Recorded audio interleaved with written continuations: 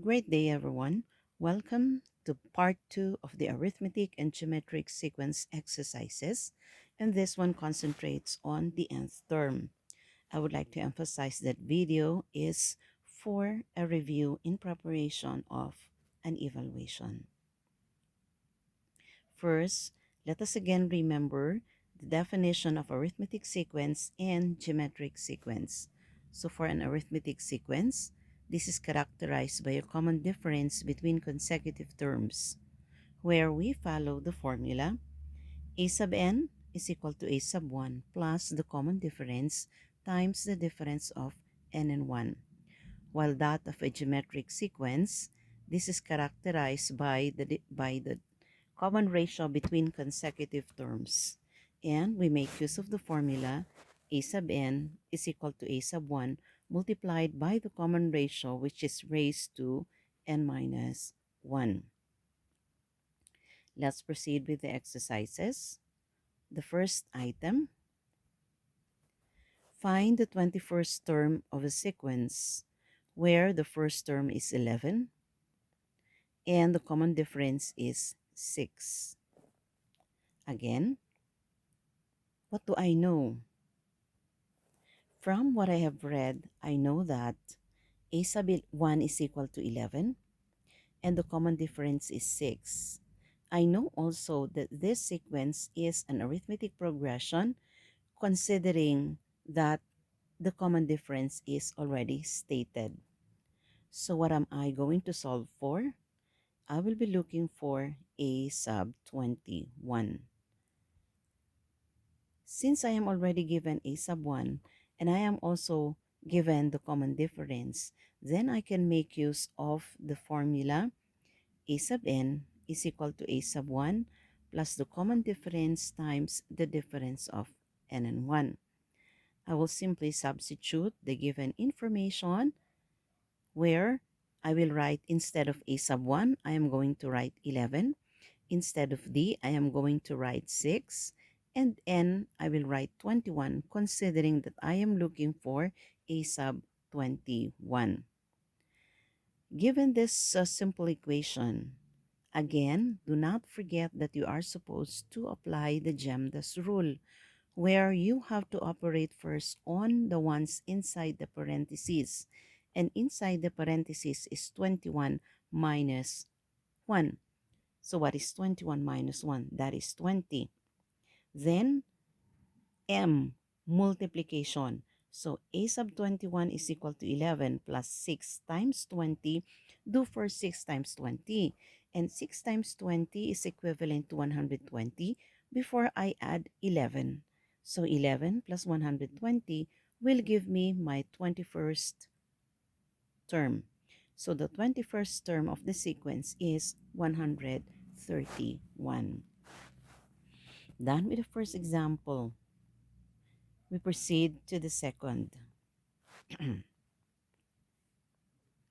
Find the 25th term of the sequence given the first 5 terms, 53, 50, 47, 44, and 41.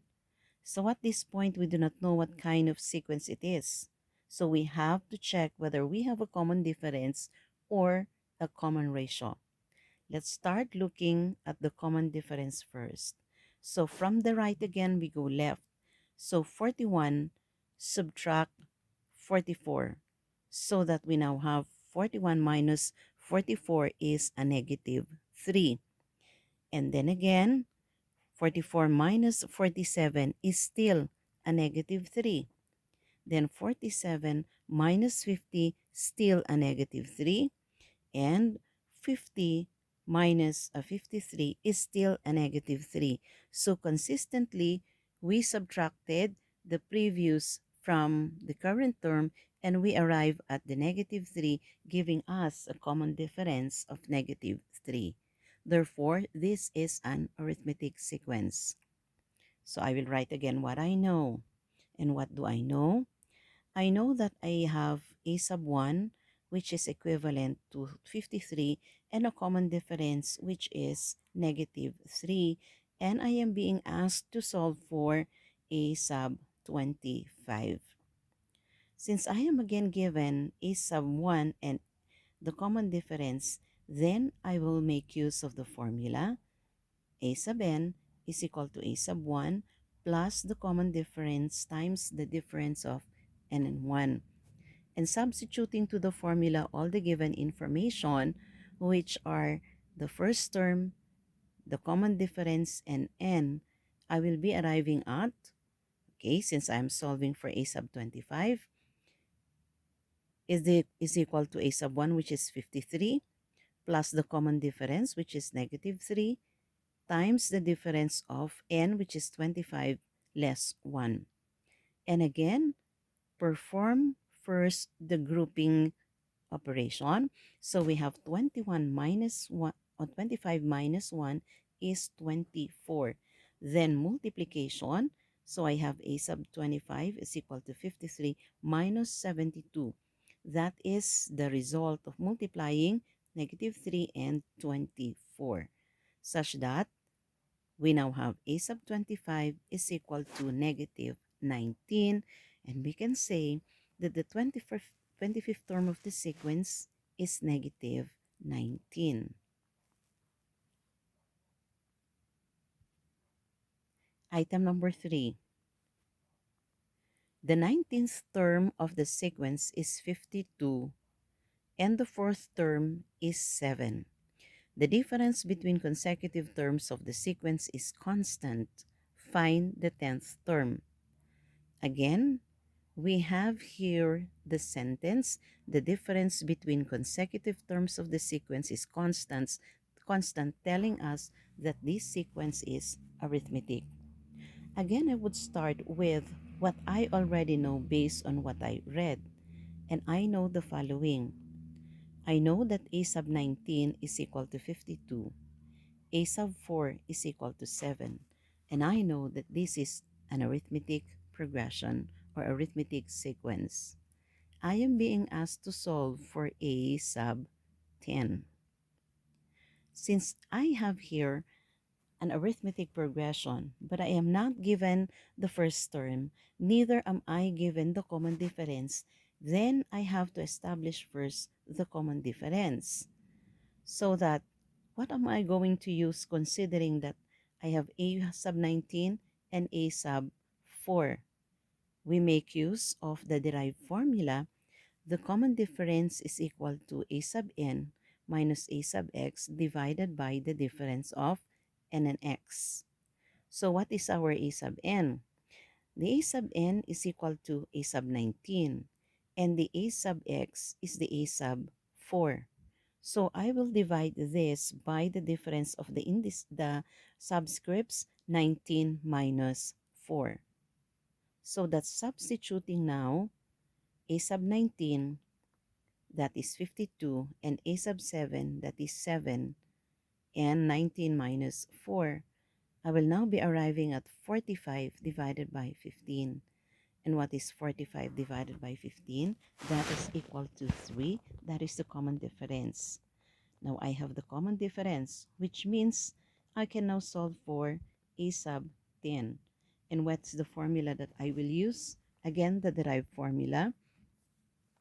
A sub 10 is equal to a sub 4 plus the common difference multiplied. This time, we have here the subscript 10 and we have here the subscript 4, so that we have 10 minus 4. Substituting the given information, what is a sub 10? So we have a sub 10 is equivalent to a sub 4. And what is a sub 4?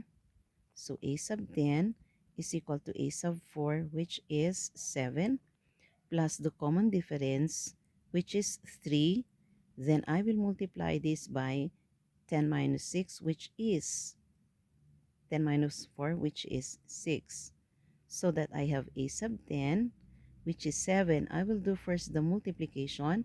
3 times 6, which is 18. So that's 7 plus 18. I now have a sub 10, which is equivalent to 25. So there, we have solved for a sub 10 even without the presence of a sub 1 And we were able to solve also for the common difference, making use of the derived formula. That is example number 3. Let's take a look at example number 4. Find the 13th term of a sequence where the first term is 81 and the common ratio is r equals 1/3.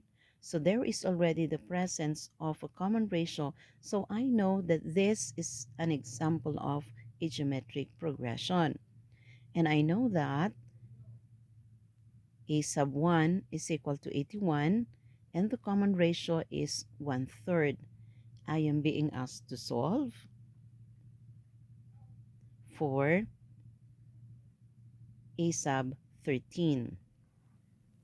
So inasmuch as I already have a sub 1 and the common ratio, then I will make use of the formula a sub n is equal to a sub 1 multiplied by the r raised to the n minus 1. Again, substitute the given information. Instead of a sub n, since I am looking for a sub 13, that's what I will place there. And then a sub 1, I will replace it with its value, which is 81. The common ratio, I will replace it with 1/3. Then, our n above, we have 13 minus 1. So let's perform the operations. The first to operate on is the exponent. So 13 minus 1 is 12. That is considered as a group. And then perform the exponential expression 81 multiplied by 1/3 raised to 12. 1/3 raised to 12 before you multiply it with 81. So that we now have here 1 divided by, or 1 out of 6,561, or 1/6,561st. I would like to emphasize what is the first that we did. It's 1/3 raised to 12. Then we multiply that by 81. Or we can also do our solution in this manner. A sub 13 is equal to, instead of 81, I will now write that to be 3 raised to 4. That's 9 times 9, 81. And I will be breaking down the 1/3 raised to 12 into 1/3 raised to 4. And I have 1/3 raised to 8. So that is 1/3 raised to 12. So that I can simplify 3/4, 3 raised to 4 times 1/3 raised to 4. This is actually equivalent to 1. And when we raise 1/3 raised to 8, we still arrive at 6,560 first. Okay, so two similar solutions, still arriving at a sub 13 to be 1 out of 6,561. That is example number 4, where it is a geometric sequence, the first term is given, and the common ratio is given, so we make use of direct substitution. Next, item number 5. The third term of a geometric sequence is 12. And the sixth term is 96. What is the 11th term? So again, I would like to state what I know in this given item. I know that a sub 3 is equal to 12 and a sub 6 is equal to 96. These are the only given information, including, of course, that this is a geometric sequence. And what am I asked to solve for? I am asked to solve for the 11th term. So looking at the given information, I am not given a sub 1, neither am I given the common ratio, which would mean to say that the first I will establish will be the common ratio. So I will establish the common ratio. And what will I use to solve for the common ratio, considering that I don't have consecutive terms? We make use of our derived formula. the common ratio is equal to n minus x root of the quotient of a sub n divided by a sub x, such that I will now write r is equal to what is inside the parentheses. Our radicand is our a sub n will be a sub, that was pressed, I'm sorry. R is equivalent to, as I was saying, that would be a sub 6, and our a sub x is a sub 3, such that we can also, now the index now will be 6 minus 3, which is the values of, which are the values of the subscript. We subtract that. Substituting what a sub 6 is, we have r is equal to the cube root of a sub 6, which is 96. Then we have a sub 3, which is 12. Performing the operation inside the radicand, 96 divided by 12 is equal to, that is 8. Okay, so that we now have, what is the cube root of 8? This may be rewritten as the cube root of 2 cube. And what is the cube root of 2 cube? This will be giving us the common ratio, which is equivalent to 2. Now that we have the common ratio, even if we do not have the a sub 1 or the first term, we can now solve for a sub 11. So what do we use to solve for a sub 11? A sub 11, solving for a sub 11, we now have, again, the derived formula. A sub 11 is equal to a sub, I will make use of 3, a sub 3 multiplied by the common ratio. And again, since I have here a sub 11, 11 is my n, so that's 11. And since I replace a sub 1 with a sub 3, I will also replace the one here with 3. So substituting, we now have a sub 11 is equal to a sub 12. I will rewrite a sub 3 rather, I will write 12. The common ratio, I will write 2, since I have solved for the common ratio to be 2. Then we have 11 minus 3, that would be 8. Then again, what is the first operation to perform? Since we are done with the grouping in the exponent, we then have the exponential expression 2 raised to 8. And what is 2 raised to 8? That is 256. So a sub 11 will now be, when we multiply 256 by 12, we will be arriving at 3072. Thus, we can say that the 11th term of the given sequence is 3072. So again, we have there, ladies and gentlemen, these 5 examples on using the nth term of an arithmetic sequence and a geometric sequence. So again, you have to check yourself whether you can check this. I can determine whether whether a given sequence is arithmetic or geometric, because if you do not know whether the given information is arithmetic or geometric, then you would not know the correct formula to make use of. And then the other one is, can you now say that I can solve for D or R and the nth term of a given arithmetic or geometric sequence using the standard general formula and the derived formula? If you have checked both of this, then you are ready to proceed to the third exercise on problem solving. That's the part 3 of the series of video. If not, go back again and rewatch the video in order that you would understand better.